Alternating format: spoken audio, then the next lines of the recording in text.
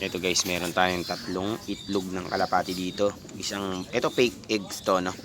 Ito yung gawa sa plastic, nabibili to sa Shopee, sa Lazada. Tapos ito yung dalawang tunay, no? Ito, tunay to na itlog.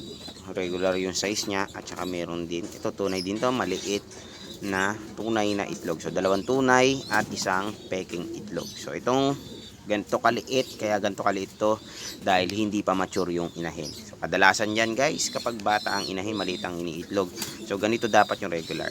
Ganito, yan sa gitna. At saka itong fake eggs. Itong fake eggs kasi guys, no, kumbaga standard to ng universal na mga kalapate, ganito kalaki yung iniitlog nila, normal, no, halos lahat, no. So ganito ang basihan. So kadalasan kasing laki. So ito medyo mature na to, pero kadalasan kasi dito sa akin mas malaki yung iniitlog kaysa dito sa mga gantong itlog, no. So ito nang mga bata to, doon to sa inahin section natin nakuha ito. Itlog to ng batang inahin. Ito medyo bata.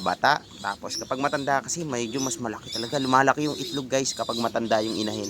Pero hindi naman problema yun eh. Kahit maliit yung itlog o malaki yung itlog, talaga nasusundutan naman ng barako yan. Nagpipisa pa rin, nag-hatch pa rin, no. So marami tayong pinagagamitan nitong fake eggs. Gagawa na natin ng video yun separate kasi mahaba yun.